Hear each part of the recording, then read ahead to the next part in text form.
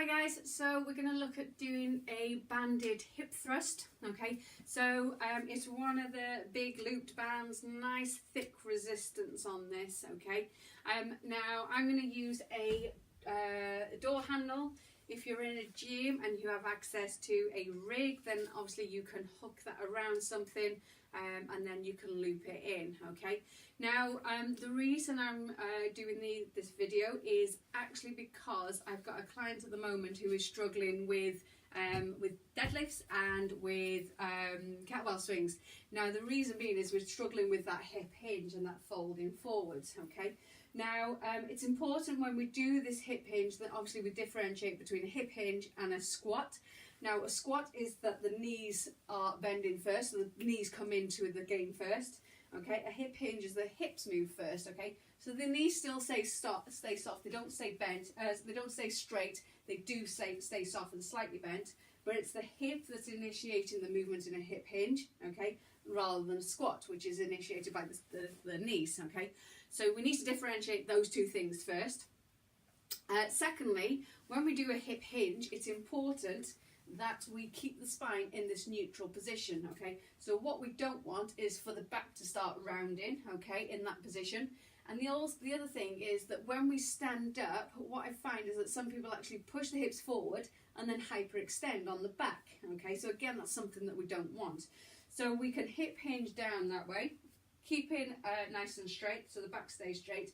From there, when we lift up and we put a little bit of power through it, we think about standing tall, contracting the muscles in the legs, and again standing upwards as opposed to pushing the hips forwards. Okay, so again, don't think about forwards, think about standing upright. Okay, so again, all the force comes from sort of from the glutes, and again we're thinking up as opposed to forwards, and then causing hyperextension in that back. Now what we're going to do is the band gets hooked over the door handle or again the rig. You're going to pop yourself inside the band, and the band then comes around that position where you are hip hinging. Okay, so it's stuck in that sort of crease there. We're going to add a little bit of tension on the band by stepping forwards. Okay, and the band then wants to pull me backwards. Now what I'm going to do is I'm going to fold at the hips. Okay, so again that hip hinge, my chest is still upright, so again my spine is straight, my knees are slightly bent, and then what I'm going to do from there is I'm going to squeeze my glutes and stand up tall. Okay, back down and then stand up tall. So again, it's a thrust, it should be quite a powerful movement.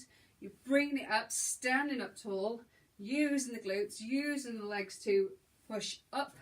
Okay, and then on the way back down, I want you to think about controlling it. So rather than the band then pulling you straight back down, resist it and control that movement. Okay, now if like my client you're having trouble with back, okay, so if there's a little bit of back pain, then you're very welcome to actually support this to come down and then come back up. Okay, so again we're just mimicking that sort of kettlebell movement, that deadlift position. So again we're just getting used to the movements with this.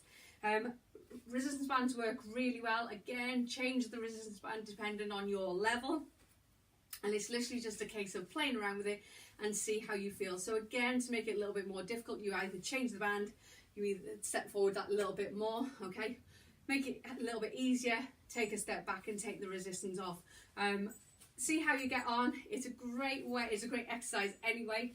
I would go for high reps if you can, but again, as usual, build up and just see how you get on.